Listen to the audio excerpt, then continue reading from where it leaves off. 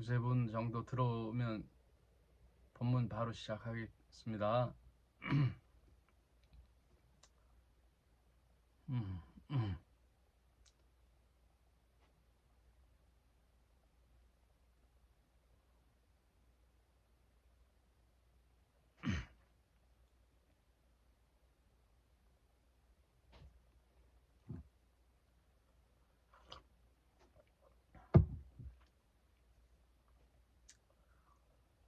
어, 성경 일독을 마치고 사복음서는 좀 자세히 해보자 해서 어, 올해 초부터 마태복음 시작해서 지금 마태복음 오늘 15장 들어가고 있습니다.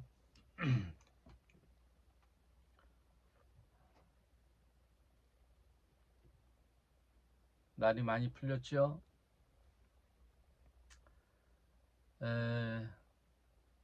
저는 1985년도 3월 1일 날 결혼해서 사실 오늘 85년도면은 41주년인가?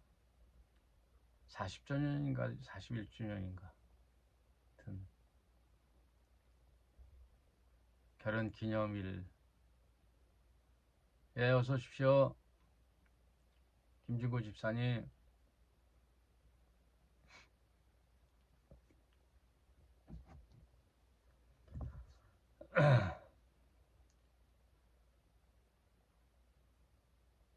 3월 달 되면은 이제 봄 같죠? 이제 꼽센추위 좀 남아 있고 이제 아주 혹독한 추위는 다 지나가고 이제 화사한 봄만 남았습니다.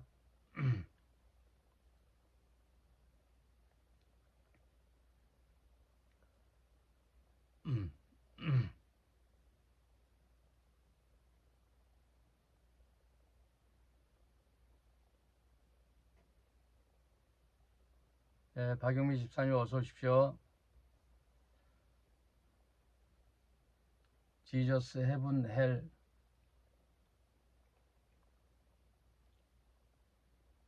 예수 천당 지옥이에요? 예수 천당 지옥.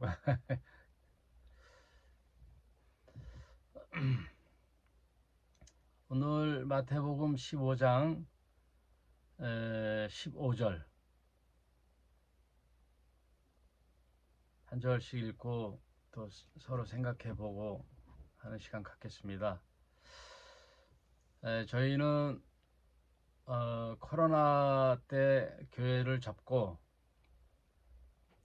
건물교회 한 20년 하다가 코로나 때 교회를 접고 인터넷 유튜브 방송으로만 성경 말씀 나누고 또 톡방이 있어서 한 20명 정도 톡방에서 서로 일상을 나누면서 1년에 한두 번 모여서 식사하고 하는데 앞으로 한 달에 한 번 정도는 모여서 서로 안부를 전하고 식사 나누며 교제의 시간을 가져보자. 그 정도 지금 생각하고 있습니다. 유튜브 온라인에서는 성경을 창세기부터 계시록까지 한번 강해식으로 쭉 훑어봤어요. 그게 한 4년 걸리더라고요. 4년 지나고 올해 작년 말부터 조금 시작해서 사복음서는 좀 심층적으로 해보자 해서 사복음서 마태복음 살펴보고 있습니다. 집사람이 감기가 심하게 들더니 저한테 와가지고 목감기가 왔어요. 편도선이 붓고. 여러분 감기 조심하시고 환절기 때 많이 걸리죠. 마태복음 15장 15절에 베드로가 대답하여 가로되 이 비유를 우리에게 설명하여 주옵소서. 예수는 말만 하면 비유예요. 비유로 하죠. 천국 이야기를 비유로 하지요. 4차원의 세계, 영적 세계의 일을 3차원의 세계에 설명하려니까 3차원 세계에 있는 일을 비유로 얘기해야 알아듣는 거죠. 꾸준히 열심히 게으름 피지 않고 공부를 열심히 하면 성과를 이룬다라는 것을 비유로 토끼와 거북이 경주를 이야기하듯이 이렇게 우화를 통해서 교훈을 주죠. 예수도 말씀의 거의 비유예요. 그 로기온이 한 3분의 1, 나머지 3분의 2는 비유로 하늘나라를 설명해 주고 있다. 그래서 예수는 하늘나라 운동가죠. 천국 운동가. 또 이 사회, 그 당시 유대교 상황에서 오셨기 때문에 유대교에 있었던 사회에 팽배했던 그 종교주의, 그런 것들을 깨우쳐주는, 또 종교 개혁가라든지 아니면 사회 개혁가죠. 뭘 비유로 또 설명해 달라 그러냐면은 지난 시간에 우리가 공부했던 그 유대교는 랍비들의 교훈이 있죠. 장로들의 유전, 그런 것을 이제 비유로 설명하되, 입에 들어가는 것이 사람을 더럽게 하는 것이 아니라 입에서 나오는 그것이 사람을 더럽게 한다, 이 말을 했더니 제자들과 베드로를 위시한 제자들이 그 이야기가 무슨 뜻인지 잘 몰라서 설명을 해달라고 부탁을 하는 거죠. 그랬더니 예수께서 가라사대 너희도 아직 깨닫지 못하느냐. 입으로 들어가는 모든 것은 배로 들어가서 소화를 시키고 내장 기관을 통하여 항문 뒤로 내려오는 줄 너희가 알지 못하느냐. 그 얘기는 알지 않냐. 우리 먹는 것은 다 소화돼서 뒤로 나오는 것을 알고 있지 않냐. 그러나 입에서 나오는 것들은 마음에서 나오나니 이것이야말로 사람을 더럽게 하느니라. 그러니까 먹는 것에 대하여 유대 랍비들이 또는 서기관들이, 유대 종교 지도자들이 시비를 거니까 먹는 것에 대해서 이제 예수가 얘기하는 거예요. 여러분, 대체로 종교에 보면은 먹는 거에 대한 계율이 되게 많아요. 먹는 거. 그래서 제가 쭉 뽑아봤는데 안식일 교회는 철저하게 먹는 거를 구분하죠. 그건 구약에서 왔어요. 유대교도 마찬가지고 구약의 레위기의 규례, 생선은 비닐이 없는 거는 먹지 말라. 예를 들어 오징어나 새우 이런 것들은 비닐이 없잖아요. 이런 것들은 먹지 말라. 지느러미가 없다. 또 생선은 지느러미가 있잖아요. 그리고 돼지고기는 대세김질 하지 않잖아요. 그리고 굽이 갈라진 것은 먹지 마라. 대세김질 하지 않는 건 먹지 마라. 이런 것들을 이제 어떤 목사님들은 다 영적으로 얘기해요. 어떤 영적인 교훈이 있다. 뭐 위생에 대한 것이 있다. 그 당시 그 광야에서 냉장고 시설, 냉장 시설이 없고 또 뭐 깊이 지하 동굴을 파가지고 뭐 저장할 수 있는 공간이 없기 때문에 또 이동을 해야 되기 때문에 전염병이라든지 건강을 위해서 이런 통제, 규제를 하는 거는 이해가 가지만 시대가 변하고 세대가 변하잖아요. 변천이 됐으면은 바뀌는 거예요. 그거에 대한 예수의 판결을 해주는 거예요. 예수가 먹는 거. 그래서 아이러니하게 종교 중에 먹는 게 참 규제가 다 있어요. 어느 종교든. 이슬람 같은 경우에 보면은 할랄 음식이 있죠. 할랄이 인증을 해주는 것에만 먹는 거죠. 할랄 인증서. 그 표가 붙어야 먹는 거예요. 오늘날 굉장히 철저하죠. 힌두교가 뭐 인도의 종교인데 무슨 의미가 있습니까 하는데, 힌두교가 전 세계 인구의 11억 명이 믿어요. 그런 거 보면 전 인구의 15%가 힌두교 신자죠. 네팔, 발리 이런 데가 다 힌두교래요. 거기는 소를 굉장히 숭상하고 거룩한 동물로 인식하기 때문에 소고기를 먹지 않죠. 그리고 대체로 채식주의를 얘기해요. 힌두교는 채식주의를 얘기해요. 그러면 불교는 어떠냐? 불교도 안 먹는 음식이 있어요. 오신채라고. 마늘, 파, 부추, 달래, 흥거. 그러니까 흥거는 인도에서 나온 식품인데 미나리 정도, 우리나라로 보면 미나리 정도 생각하면 돼요. 미나리.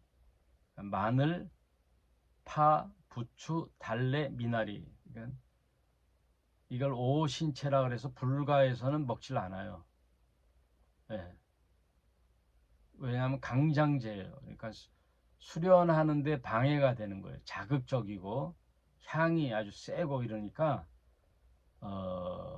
수도하는데 방해가 된다 해서 안 먹는데, 사실은 석가모니가 보리수 밑에서 이제 수행을 할 때 여러 이제 시험의 단계가 있죠.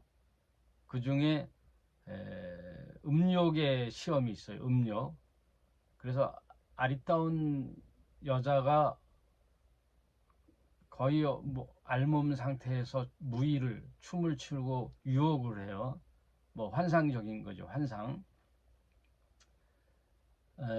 그러니까 수행을 할 때 이제 잡념이 가게 자꾸만 그런 환상이 끼어드는데, 여러 환상 중에 이제 음욕의 환상이 보이는 거예요. 그러니까 석가모니가 이제 그런 이야기에서 보면 그 무리를 소나기에 딱 잡아가지고 자신의 무릎 밑에 파묻었어요. 예. 그랬더니 거기서 5가지 음식이 채소가 났다. 제가 이제 오래전에 들은 얘기인데 맞는지 모르겠네. 하여튼 그게 오신채이죠. 마늘, 파, 부추, 달래, 미나리 이런 것들이 수행하지 않는 일반 신도들은 먹죠. 일반 신도들은 먹는데 특히 대한민국 국민이 마늘을 안 먹으면 안 되죠. 근데 불가에서는 수행하는 자들은 마늘을 안 먹는다. 그래서 절에 그 고추장독에 마늘을 박아놓고 먹다가 걸리면 모르겠어요. 절차가 어떻게 되는지, 징계를 받는지. 파괴를 받는지 모르지만 하여튼 규제가 있어요. 불교의 오신채. 그러면 이제 기독교는 어떻게 되느냐? 지금 3대 종교, 유대교, 힌두교, 불교, 기독교. 힌두교에서 나온 게 불교니까 또 기독교, 천주교 살펴보면 기독교는 뭐 음식에 대해서 뭐 규제하는 게 없는데 또 개신교 종파 중에는 또 음식을 가려 먹는 구약을 섬기는 믿는 아까 말했듯이 안식일 교회 같은 교단은 구약을 철저히 지키죠. 근데 기독교는 전통적으로 내려오면서 술, 담배를 안 하죠. 술, 담배. 이거는 뭐 성경에 규제가 있는 게 아니라 우리나라에 선교사님들이 왔을 때 대한민국 백성들이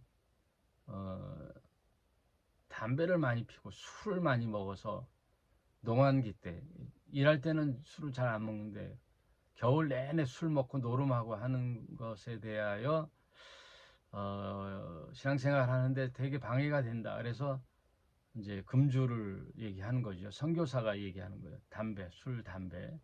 그런데 천주교에서는 술, 담배를 다 허용하죠. 천주교에서는 또 다 허용하는 거예요. 이렇게 쭉 살펴보면 다 천주교가 제일 무난한 것 같아요. 천주교는 뭐 규제하는 게 없어요. 네, 다 미사 끝나고 뒤뜰에서 담배 한 대씩 피니까 또 식사할 때 반주로 술 한 잔씩들 하고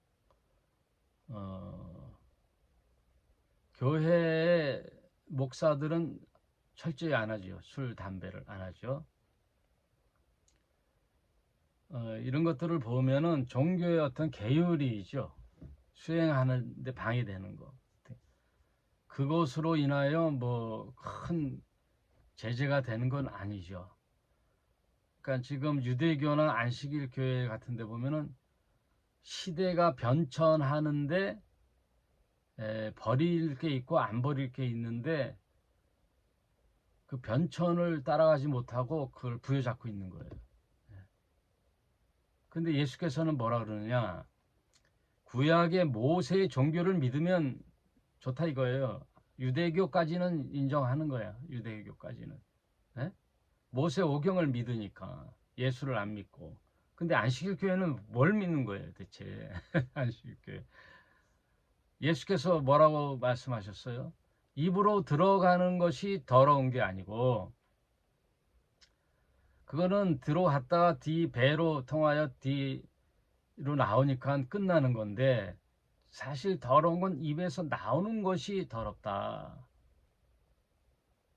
왜 더럽냐? 19절에 마음에 나오는 것은 악한 생각과 살인과 간음과 음란과 도적질과 거짓 증거와 해방이니 이런 것들이 사람을 더럽게 하는 것이요 씻지 않는 손으로 먹는 것은 사람을 더럽게 하지 못하느니라. 그러니까 유대 정결법에는 아주 굉장히 그런 게 철저하단 말이에요. 막 그걸 세분화해서 계율을 정했단 말이에요. 그거에 대하여 손을 씻지 않고 음식을 먹는 예수의 제자들을 향하여 비방을 하는 유대 바리새인들이나 서기관들에 대하여 랍비들에 대하여 일가를 이제 일침을 가하는 거예요. 예수께서. 그래서 그 내용 속에 이제는 구약의 모든 규제는 끝났다 이거예요. 먹는 것에 대하여는 이제 뭘 먹어야 되나 마나 그런 게 없단 말이에요. 자유하단 말이에요. 자유하다. 그래서 예수께서 하시고 싶은 이야기는 그 마음의 탐욕과 욕심과 이기심과 분냄이 가득하여 악한 게 가득해서 나오는 입에서 나오는 게 더럽다는 거예요. 음식 더러운 게 아니고 쌍욕을 하고 이번 주에 교계에서 아주 큰 분란이 일어났는데 부산에 대형교회 김 땡땡 목사, 머리가 하여가지고 그 사람이 평소에 설교할 때도 이 쌍소리를 잘해요. 예, 거친 소리를 잘하더라고. 그나마 뭐 웃고 넘어갈 수 있는 정도면 모르는데, 아주 옛날에 부흥사 중에 한월산 기도원의 이천성 목사가 그렇게 쌍소리를 했지요. 야인연아 이러면서 막 쌍소리를 했단 말이에요. 그래도 그때의 군중들, 그 성도들은 웃으면서 넘어갈 수 있던 시대인데, 지금 오늘날 시대가 어떤 시대입니까? 예? 말 한마디 잘못하면 갑질, 예? 그냥 날라가요, 날라가. 그런데 이 부산의 대형교회 이 목사는 입이 걸기로 아주 그냥 더러운 입인데, 그 부교육자, 자신의 부교육자, 부목사들하고 전도사들, 남녀들 많을 거 아니에요, 대형교회니까. 모아놓고 회의할 때 무슨 걸 잘못했다, 성과가 없다, 그러면 욕을 바가지로 하는데, 아주 입에 담지 못할 욕을 하는데, 그 중에 누가 녹음을 했더라고요. 녹음을 해가지고 이제 공개를 해버렸어요. 그래가지고 그 사람이, 부산에는 이제 고신 측 교단이 제일 크잖아요. 고신.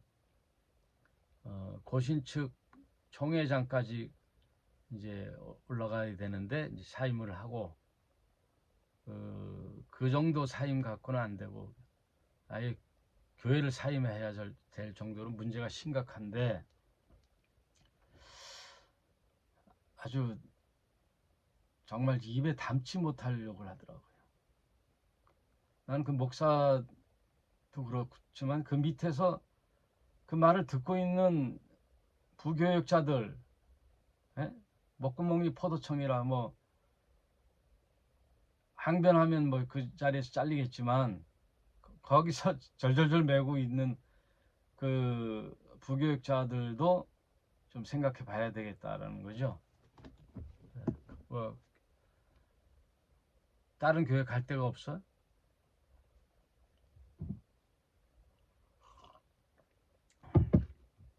아니, 먹고 살 생계를 위한다면은 뭐 그게 중요하다면은 사역을 그만둬야지 뭐.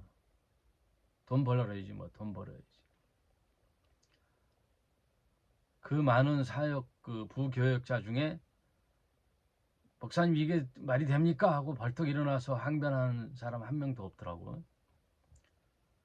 하여튼 어떻게 됐는지 그 녹음을 해갖고 지금 공개가 됐더라고요.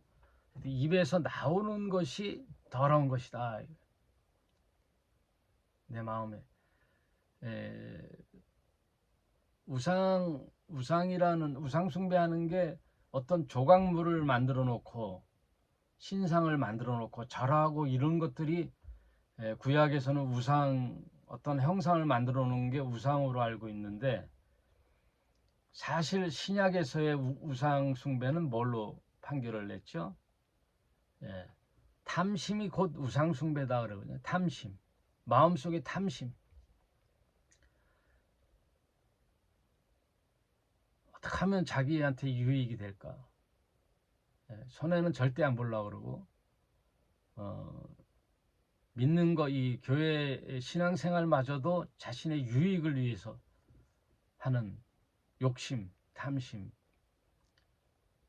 뭐 교회 목사부터 그러니까 우리 교회 성도는 절대 다른 교회 갈 수 없고, 딴 교회 성도는 우리 교회 오면 대환영이고.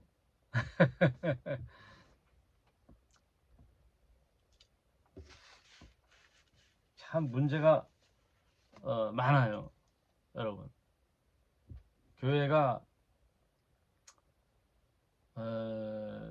저 자신부터 시작해서 개신교 신도들 너무 자기 중심적 사고가 많아요. 자기 중심적. 함께 살아가는 공동체가 아닌 거예요.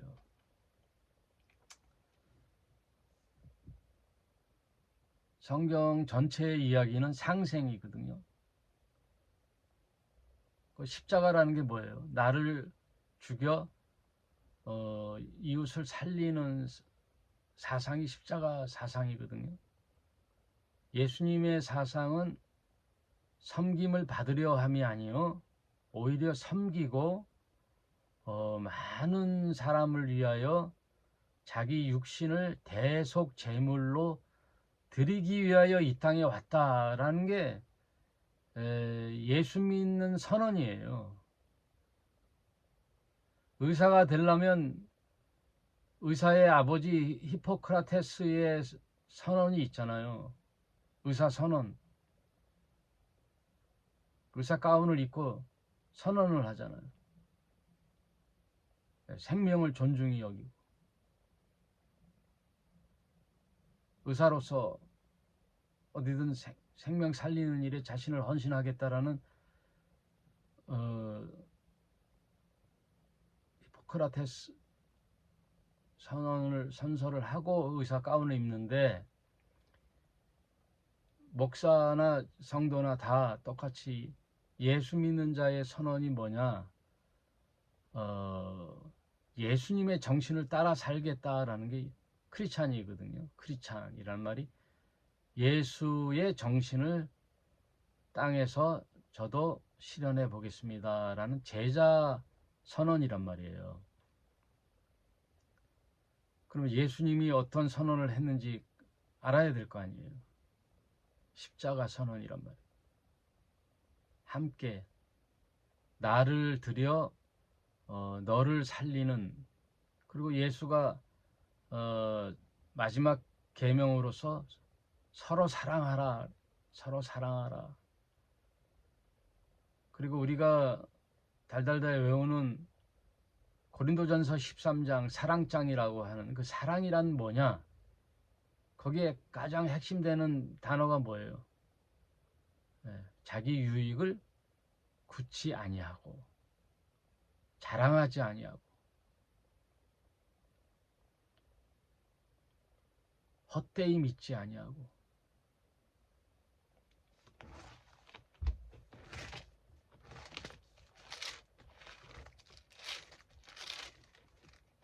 그럼 맨날 알면 뭐해? 알면 뭐해? 나하고 아무 상관없는데.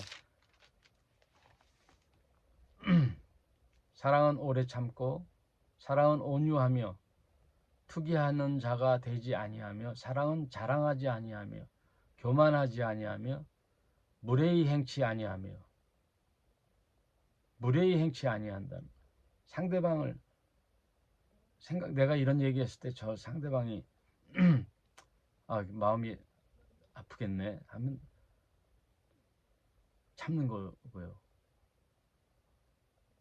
무례히 행치 아니하고 자기 유익을 굳이 아니하며 성내지 아니하며 악한 것을 생각지 아니하며 불의를 기뻐하지 아니하며 진리와 함께 기뻐하고 모든 것을 참으며 모든 것을 믿으며 모든 것을 바라며 모든 것을 견디느니라.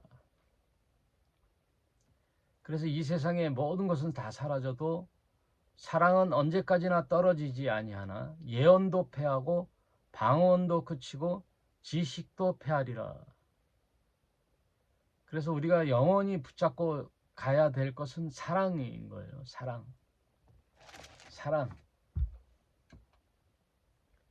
그러면 사랑의 본질은 나를 구하는 게 아니고 타인을 배려하며 공동체를 위하는 거죠. 뭐 예수님처럼 나를 죽이고 헌신하는 데까지 가는 분도 있지만 그것까지 요구하기는 너무 힘들면 최소한의 우리 믿는 자의 양식은 배려거든요. 배려. 타인을 괴롭게 하지 않는 거잖아요. 무례히 행치 않는 거잖아요. 그런데 어떻게 욕을 할 수가 있어요? 아주 쌍욕을 하더라고.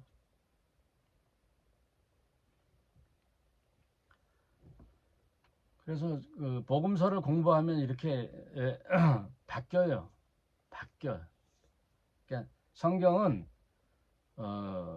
성경이라고 해서 곧대로 다 믿는 게 아니라 이렇게 변천이 돼요. 변천.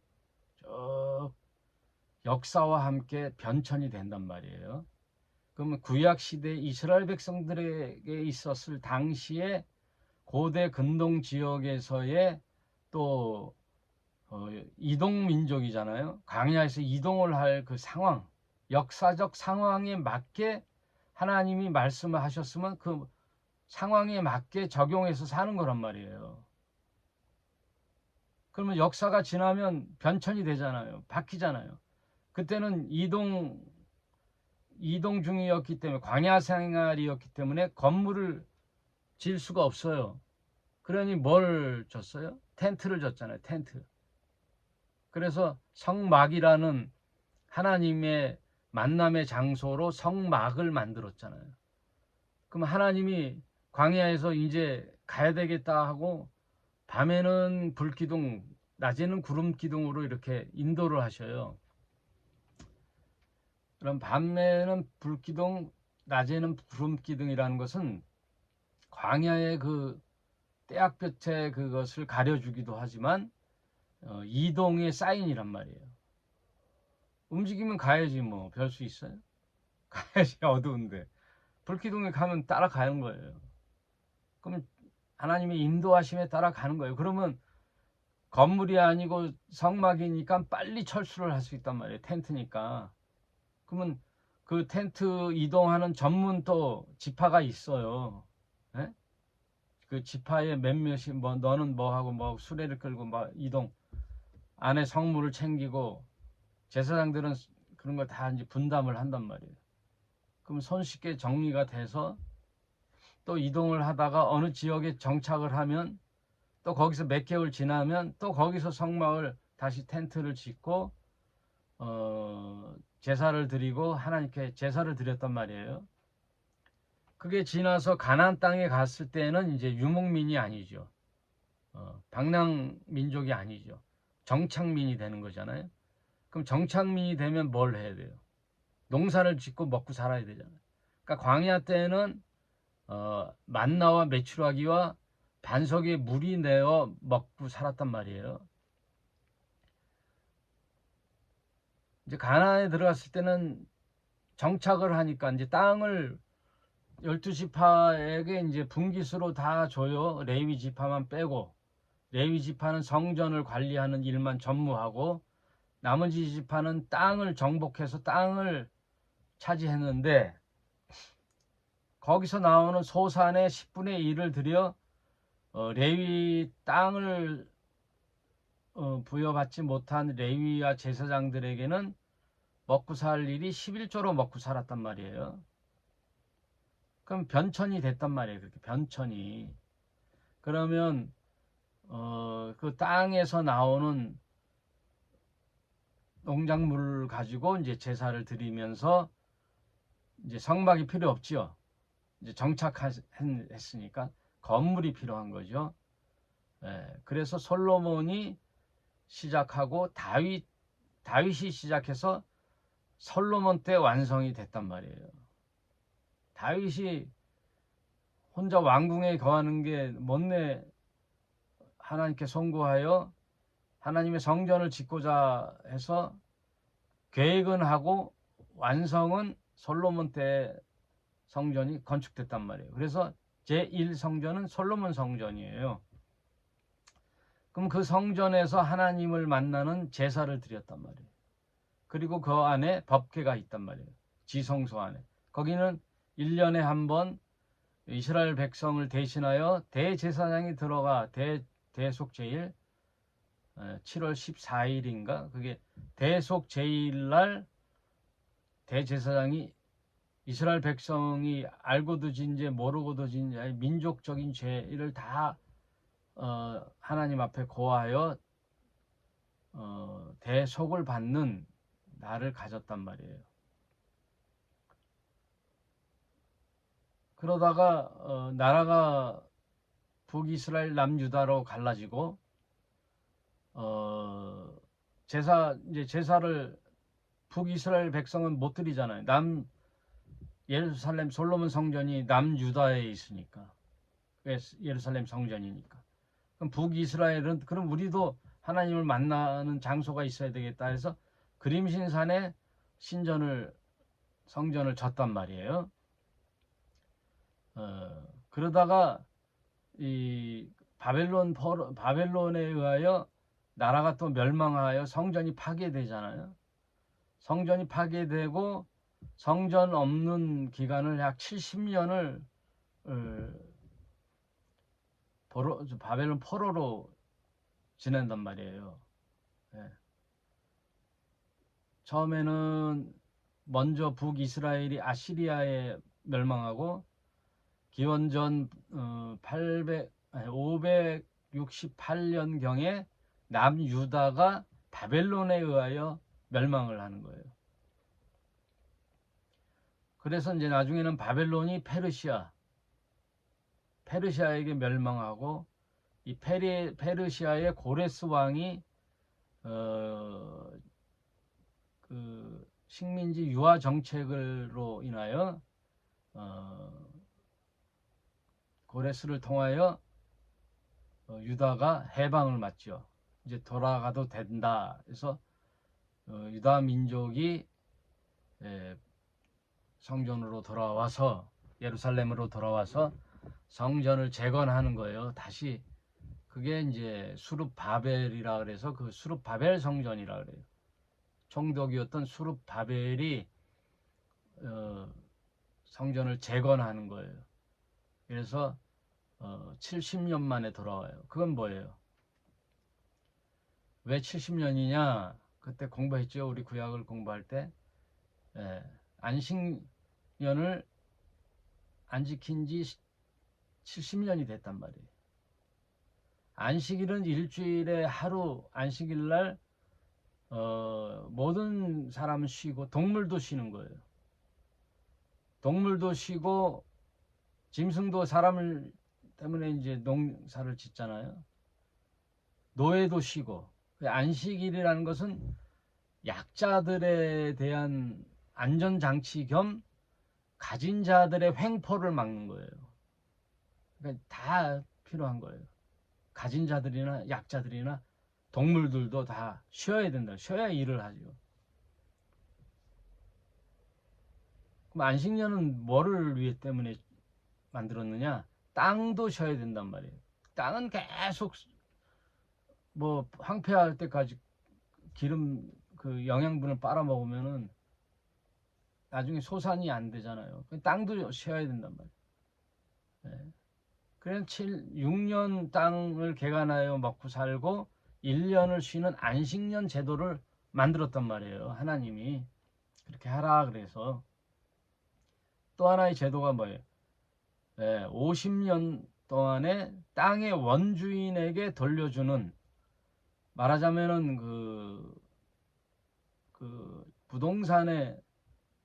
동산의 그 개혁이에요. 땅 주인 찾아주는 거예요. 그러면서 땅 주인은 하나님인 것을 다시 인식해 주는 거예요. 영원히 땅을 사람이 갖는 게 아니라 50년까지만 소유하고 나머지 그 땅의 권한은 원주인에게 돌려주라 그러면은 48년, 49년 되면 땅값이 어떻게 돼요? 쭉쭉 떨어지겠지. 50년. 그게 희년 제도란 말이에요. 그래서 유대를 공부할 때 안식일, 안식년, 희년이 굉장히 중요하단 말이에요. 이런 제도가 이스라엘 민족에 필요한 제도였단 말이에요. 그럼 변천이 되잖아요. 이렇게 성전도 변천이 돼요. 수르바벨 성전. 그러면 이제 신약 시대, 구약과 신약의 400년 기간이, 계시가 없는 침묵의 기간을, 암흑의 시대를 400년이라는 거예요. 그러니까 구약과 신약의 간극이 400년 역사가 흘러요. 그러면 400년 신구약 중간기 때에는 기록이 없어요. 성경에는. 이스라엘 역사에는 있죠.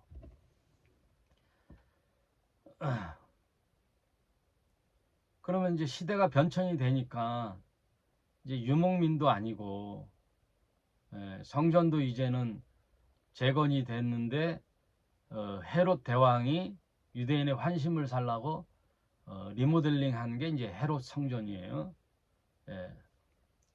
40년간인지 뭐 오랜 기간 리모델링 성전을 다시 화려하게 꾸미는 걸 헤롯이 했단 말이에요. 그래서 제1 솔로몬 성전, 제2가 수룹 바벨 성전, 수룹 바벨 성전을 리모델링 한 게 헤롯 성전. 그러면 그 성전에서 제사 드리는 제도가 예수님 시대에 어떻게 되느냐? 예수께서 뭐라 그러느냐? 오늘 음식에 대한 해방을 줬듯이 제자들이 예수님에게 저 성전을 보십시오. 헤롯이 우리 조상이 아름답게 지은 저 성전 어마어마하지 않습니까? 그랬더니 예수께서 뭐라 그래요? 저 성전을 허물라. 내가 사흘 만에 다시 지으리라. 돌 하나 돌 위에 없이 다 무너질 것이다. 저 성전은. 그랬더니 제자들이 깜짝 놀라는 거죠. 그래서 조용할 때 예수께 물어보죠. 그게 마태복음 24장에 나와요. 마태복음 24장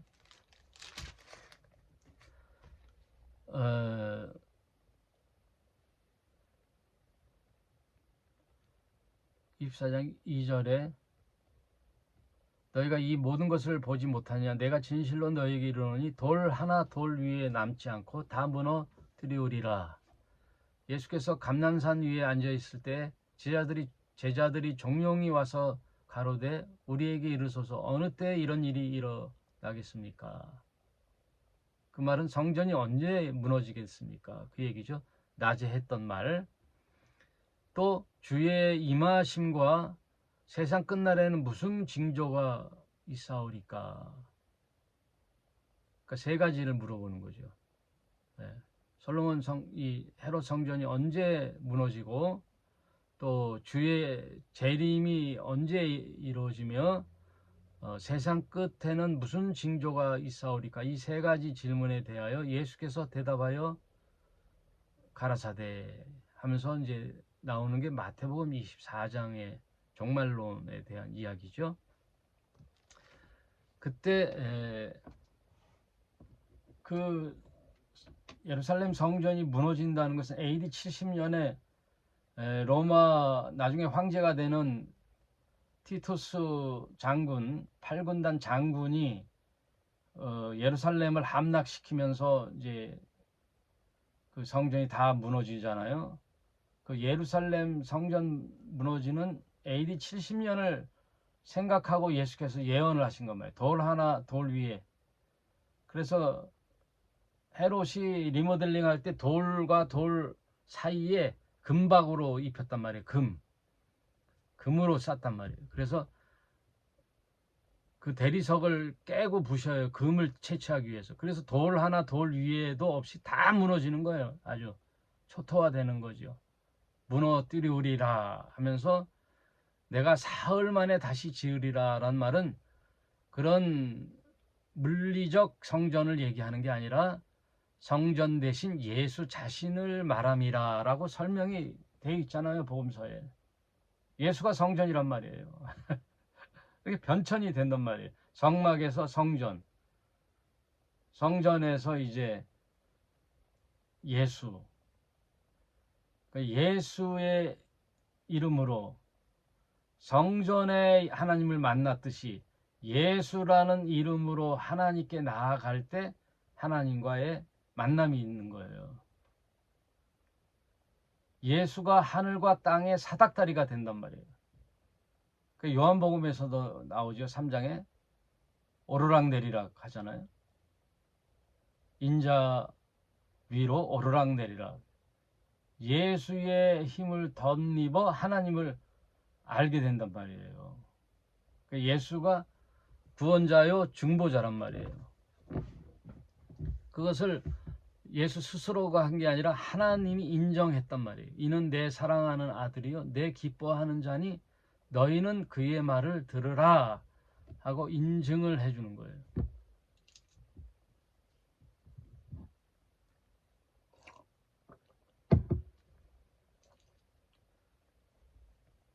그러면 시대가 변천돼서 또 예수가 그렇게 규정을 해줬으면 다시 회귀하여 구약으로 돌아가지 말아야 될 거 아니에요. 그래요? 안 그래요? 어려워요? 이런 얘기가? 아니, 성경을 왜 구약이라 그랬어요? 옛날 옛 계약인데. 신약, 새로운 계약인데. 새로운 게 있으면 옛 계약의 본질과 메시지를 갖고 교훈을 받고 제도는 폐하고 그 마치 성막에서 성전으로 이렇게 변천되듯이 이제 성전 대신 예수가 왔으면 건물된 성전은 폐기시켜야 되잖아요. 그래서 하나님 만나는 건 교회가 건물이 아니라는 거예요. 교회라는 거는. 교회는 예수를 주로 믿는 하나님의 자녀들의 유기적 공동체예요. 예수가 머리 되고 온몸에 지체가 있듯이 교회라는 공동체는 예수님을 주로 믿는 믿음의 공동체를 교회라 그러지 건물을 교회라 그러지 않는단 말이에요. 그러면 이런 인식들이 왜 바뀌느냐? 성경에서 그렇게 규정을 해주는 거란 말이에요. 예수님이. 이스라엘 백성 그 광야 시대에 레위법을 따라야 돼요. 그때는 레위 돼지고기 먹지 말고 비닐 없는 지느러미 없는 생선 먹지 말고 왜 그게 종교적 계율이었으니까. 근데 예수님 시대에 와서 이제 말씀을 해주잖아요. 입으로 들어가는 게 더러운 게 아니다 이거예요. 그러니까 오징어든 고등어든 돼지고기든 소고기든 먹으라 이거예요. 먹는 거는 다 뒤로 나와서 배설되는데 어떤 형상을 만든 게 우상이 아니고 이제 내 마음의 탐심이 우상이다 이렇게 신약 시대에 바뀌어졌으면 그 바뀌어진 대로 내 신앙을 믿고 나가야지 왜 자꾸만 옛날로 돌아가는 말이에요. 예? 목사들이 가운을 입고 제사장처럼 11조가 어쩌고 저쩌고 안식일이 어쩌고 저쩌고 구약에 무슨 10대 7대 절기가 어쩌고 저쩌고 그러면 안식일 안식년 희년은 왜 안 지켜? 안식일 지키고 안식년도 지키면 희년은 왜 안 지켜? 그리고 제사장은 사유 재산이 없어요. 다 월급 성전에서 먹고 살았다면 사유 재산이 없단 말이에요. 자기 집이. 그럼 목사들은 왜 자기 집을 갖고 있어? 자기 명목에 재산이 있잖아. 통장도 있고. 그러니까 구약에 이상한 뭐 지켜야 될 건 지키고 안 지킬 건 안 지키고 짐승의 제사는 또 왜 안 해요?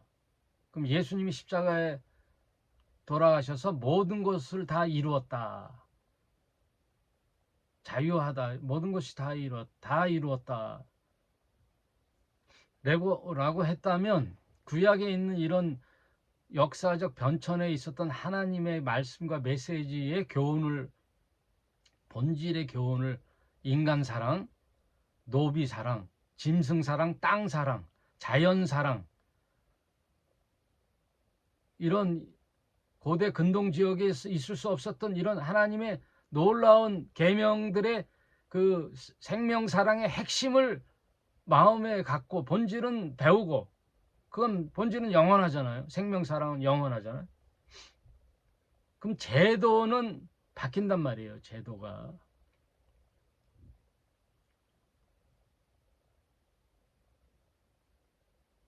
그럼 예수님도 성전에서 제사를 드려야지. 성전을 다 허물라 내가 3일 만에 지으리라. 예수 당신을 성전으로 말씀하기 때문이다 라고 설명을 해주잖아요. 그럼 예수님도 공생의 살아생전의 성전이었지만 이제 예수님도 하나님 우편에 앉아 승천하여 가셨고 이제 성령을 우리에게 부어주잖아요. 성령. 사도행전으로 들어가서 이제 또 성령 시대로 교회 시대로 변천이 된단 말이에요. 그러면 교회 시대의 성전은 뭐냐? 성령이 임하는 너의 몸이 거룩한 성전임을 깨닫지 못하느냐? 그러니까 우리가 성전이란 말이에요. 내가 하나님을 모시는 성전이었단 말이에요. 그럼 하나님은 내 마음속에서 만나는 거란 말이에요. 그런 사람이 두세 명이 예수의 이름으로 성령으로 모퉁이가 되어 이어져 가는 게 교회란 말이에요. 큰 성전이란 말이에요. 교회의 공동체가 성전이란 말이에요. 사람 모임이 성전이란 말이에요. 개인이 성전이면서 이 성전들이 이어져 가는 거, 교회 공동체. 거기에 내가 만나주겠다 그랬잖아요. 예수님이. 두세 사람이 내 이름으로 모인 곳에 내가 너희와 함께 하겠다. 그럼 건물의 성전에서 모이는 게 아니란 말이에요. 그러면 큰 부담 없이 시골에서 성전 이렇게 교회를 건물로 져놓고 오십시오 해서 거기서 만나서 예배 드리는 건 좋단 말이에요. 그런 거. 대도시의 땅에다가 건물 하나 지려면 얼마나 돈이 필요해요. 뭐 몇백억, 몇천억이 들어가잖아요. 그러려면 그 돈은 어디서 나요? 성도들로 하여금 건축 헌금이라는 명목으로 성전 건축 하죠. 그렇게 또 다 모아. 부족해. 건물은 져야 되겠어. 그럼 은행에다가 담보로 해서 융자를 10억, 20억 받아요. 그러면 이 땅씩은 일단 해. 그걸 이 땅씩이라 그래요. 그러나 온전히 빚이 있는 상태는 하나님이 받지 않는데 어디서 그 구약에서 다 온 거죠. 받지 않으니까 봉헌식을 못하니까 빚을 탕감하기 위해서 또 헌금을 해. 그러면 채무가 없을 때 온전히 하나님께 드리는 걸 또 봉헌식이라 그래요. 봉헌식. 그래서 그 봉헌식 하는 거예요. 그러니까 목사들이 기가 막히게 연구를 해서 어떻게 하든 헌금을 뜯어낼라니 그런 걸 고안해 낸단 말이에요. 일천번제 이런 것도 저는 지난 시간에 얘기했죠. 고안해 내는 거란 말이에요. 예? 버닝 오퍼링인데 불에 태워지는 번제의 재단인데 1000번라는 남바 번을 해가지고 제사를 1000번을 헌금을 드리면서 하고 솔로몬에게 나타난 하나님이 기뻐하셔서 내 소원이 뭐냐 했을 때 왕으로서 백성을 잘 심판할 수 있는 지혜를 주십시오. 왜냐하면 왕은 재판하는 일이거든요. 그러면은 잘 재판하려면은 지혜가 있어야 되잖아요. 그래서 솔로몬이 지혜를 구했는데 하나님 그걸 기뻐 받으셔서 지혜뿐만 아니라 전무후무한 인류 역사에 부귀와 영화를 주겠다 이거예요. 지혜를 구한 너를 하나님이 기뻐 받으셔서 그거를 착안해 가지고 솔로몬처럼 1000번 이건 이제 남바로 바뀐 거예요. 그러니까 잘 고안했는데 번제를 한글로 번역한 거지. 번. 그러니까 마치 우리 옛날에 권사님이 한 분이 내 마귀는 우는 사자와 같이 막 이제 하니까 라이언이잖아요. 그 우는 사자와 같이 덤벼드는 라이언인 줄 알았더니 주의 사자가 그랬더니 막 우는 사자처럼 호령하는 게 주의 사자인 줄 알았더니 주의 사자는 메신저잖아요. 사자. 대리자잖아요. 대언자가 사자잖아요. 그래서 나보고 목사님, 주의 사자가 라이언인 줄 알았어요. 그러시더라고. 우스갯소리인지 정말 그러셨는지 모르지만 하여튼 1000번제를 넘버스 번제로 해서 1000번 예배를 드리고 봉투에다가 소원을 드리면 마지막 1000번제 때 하나님이 내 소원이 뭐냐, 뭐예요? 봉투에 있잖아요. 예? 예. 만년 과장 부장되게 해주세요. 이렇게 소원을 써내. 아파트 당첨되게 해주십시오. 결혼하게 해주십시오. 뭐 온갖. 그러니 10,000원씩만 해도 1,000,000원 아니에요? 저희 때는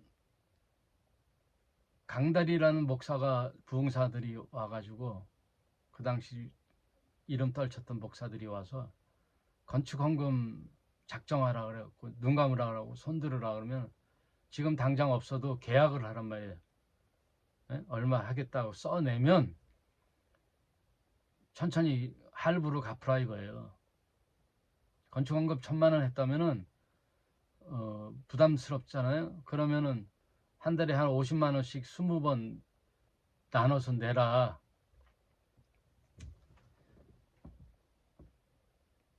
그래서 건축 헌금을 했단 말이에요. 건축하는 거예요.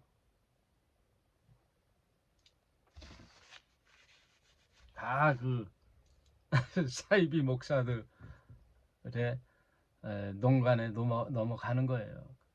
그래도 좋다고. 왜? 그거 하면 복 받는다 그러니까.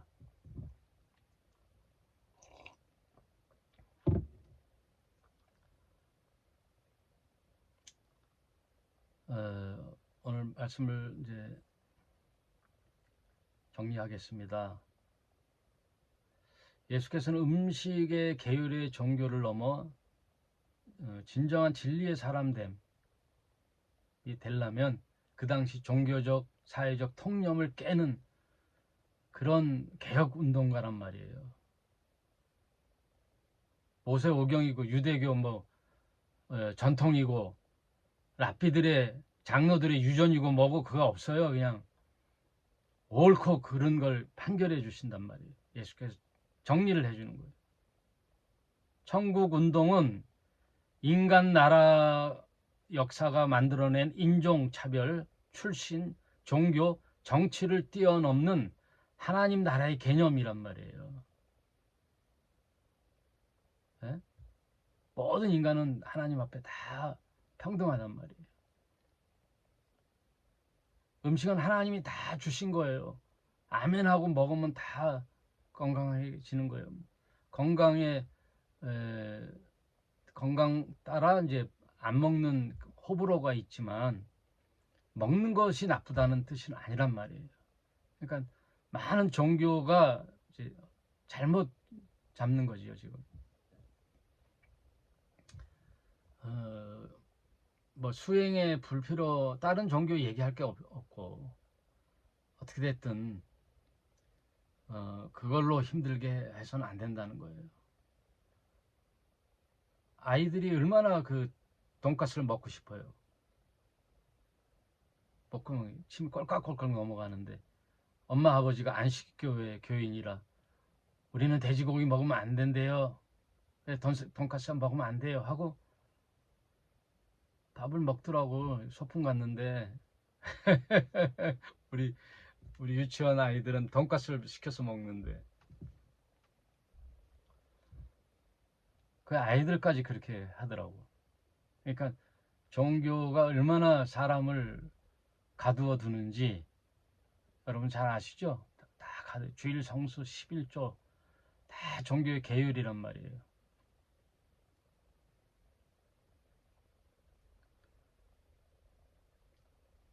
그래서 예수는 이런 모든 잘못된 그 당시에 팽배했던 사고방식들 이런 것들을 다 땅의 논리들 이런 걸 다 정리하는 거예요. 다 자유를 선포하는 거예요. 그리고 결국은 하나님이 인류를 위하여 십자가에 지시는 계속 제물이 되는 십자가 운동이란 말이에요. 하늘 운동은 십자가 운동이다. 그래서 저와 여러분은 안 믿으면 모르지만 믿으면, 제대로 믿으려면 십자가 정신, 예수의 정신으로 같이 동참해서 사는 거란 말이에요. 나나나 하고 사는 게 아니라 함께 사는 거란 말이에요.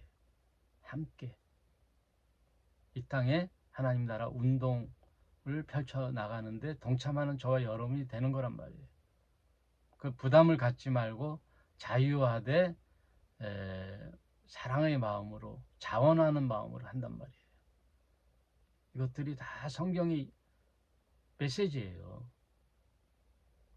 같은 성경을 읽고 목사들이 왜 이렇게 달라지는지 참 아이러니하지만 자유하면서 저희 교회에서도 뭔가 부족한 게 있으면 계속 이런 성경의 말씀을 통하여 개선을 해 나가면 돼요. 우리도 고쳐 나가면 돼요. 완벽한 교회는 없어요. 고쳐 나가고, 중요한 건 내 마음, 내 마음의 중심에 예수님을 의지하는, 그리고 하나님 말씀을 따르려고 하는 그런 마음의 자세, 그게 중요합니다. 오늘은 여기까지 하겠습니다. 감사합니다.